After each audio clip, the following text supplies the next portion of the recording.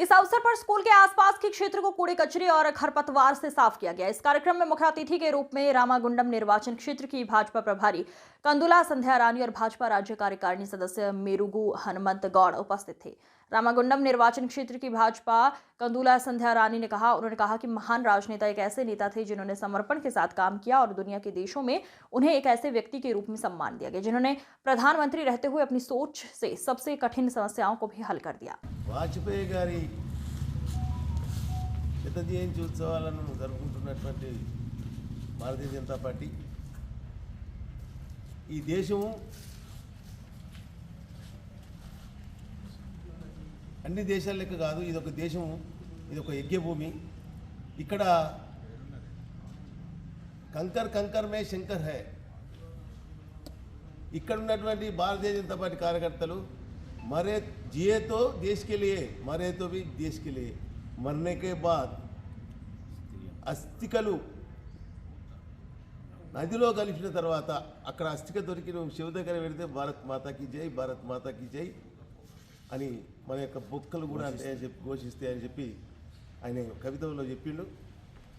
కాబట్టి ఆయన ఆదర్శంగా తీసుకొని ఆయన ఆదర్శంతో మనం పోతామని మనం అందరం అట్లే పనిచేయాలని చెప్పి కోరుకుంటూ జై భారత్ మాతకి జై. జై. ప్రజాస్వామ్య విలువలని దేశ నలుమూలలా చాటినటువంటి మహనీయుడు, భారతీయ జనతా పార్టీ కురవృద్ధుడు, భారతీయ జనతా పార్టీ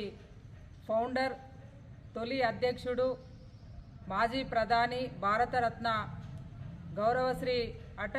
అటల్ బిహారీ వాజ్పేయి గారి జయంతి సందర్భంగా శత జయంతి ఉత్సవాలని దేశవ్యాప్తంగా భారతీయ జనతా పార్టీ నిర్వహిస్తూ ఉన్నది. సమాజం స్ఫూర్తి పొందేటువంటి విధంగా ఈరోజు ఎన్టీపీసీ మండలం అధ్యక్షులు గౌరవనీయులు మిట్టపల్లి సతీష్ గారి ఆధ్వర్యంలో అన్నపూర్ణ కాలనీ ప్రభుత్వ పాఠశాలలో శ్రమానుభవ శిబిరాన్ని ఈరోజు భారతీయ జనతా పార్టీ ఆధ్వర్యంలో నిర్వహించుకోవడం జరుగుతూ ఉన్నది. ఈ కార్యక్రమంలో భారతీయ జనతా పార్టీ సీనియర్ నాయకులు, రాష్ట్ర కార్యవర్గ సభ్యులు మేరుగు హనుమంతన్న గారు, అలాగే రాష్ట్ర కౌన్సిల్ సభ్యులు గాన్ల ధర్మపుర అన్న గారు, గౌరవ మండల అధ్యక్షులు భారతీయ జనతా పార్టీ లక్ష్మీనగర్ కోడూరు రమేష్ గారు, జనగామ భూమన్న గారు, భారతీయ జనతా పార్టీ సీనియర్ నాయకులు కొమ్మల మహేష్ గారు, తోట కుమారస్వామి అన్న గారు, సంజీవ్ గారు, చిరంజీవి గారు, నర్సింగ్, అంజీ, ఇంకా చాలామంది మిత్రులు, సోదరులు ఈ కార్యక్రమంలో శిబిరంలో పాల్గొని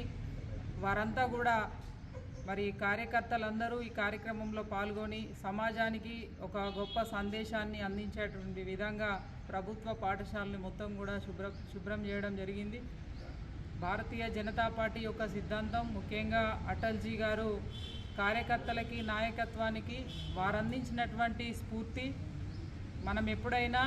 దేశం కోసం, ధర్మం కోసం జీవించాలనేటువంటి ఒక సంకల్పంతో వారు బోధించినటువంటి ఆ మాటల్ని అవగాహన చేసుకొని ఈరోజు కార్యకర్తలంతా కూడా శత జయంతి ఉత్సవాల సందర్భంగా వివిధ కార్యక్రమాలని నిర్వహించుకోవడం జరుగుతూ ఉన్నది. మరి నిన్న ప్రభుత్వ ఆసుపత్రిలో పళ్ళని పంపిణీ చేయడం, ఈరోజు ప్రభుత్వ పాఠశాలని శుభ్రం చేయడం, రేపు ఇంకొక సేవా కార్యక్రమం, ఇట్లా వారం రోజుల పాటు కూడా మరి సేవా కార్యక్రమాలు నిర్వహిస్తూ వారు అందించినటువంటి స్ఫూర్తిని సమాజానికి తెలియజెప్పేటువంటి విధంగా భారతీయ జనతా పార్టీ కార్యకర్తలంతా కూడా ముందుకు రావడం, ఈ కార్యక్రమాల్లో పాల్గొనడం నిజంగా కూడా చాలా అభినందనీయంగా భావిస్తూ ఉన్నాము. ఏదైతే వారు చూపించినటువంటి బాటలో ముందుకు నడుస్తూ వారు కోరుకున్నటువంటి ఆనాడు ఏదైతే పార్లమెంటులో కాంగ్రెస్ పార్టీ నాయకులు అవహేళన చేస్తే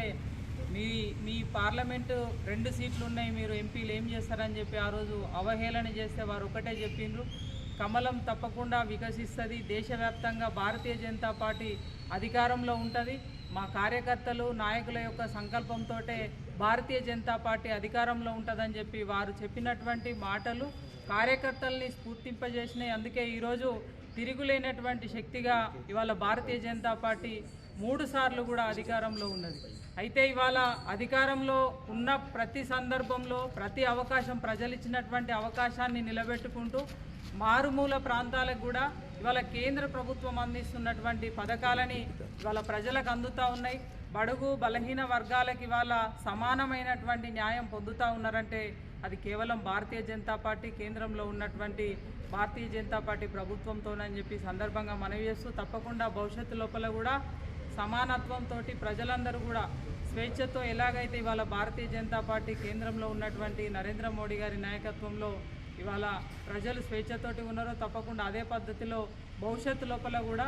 కార్యకర్తలు పూర్తిగా ప్రజలకి అందుబాటులో ఉండి ప్రభుత్వ ఫలాల్ని చేరవేయడం లోపల కీలకమైనటువంటి పాత్ర పోషిస్తారని ఈ సందర్భంగా మనవి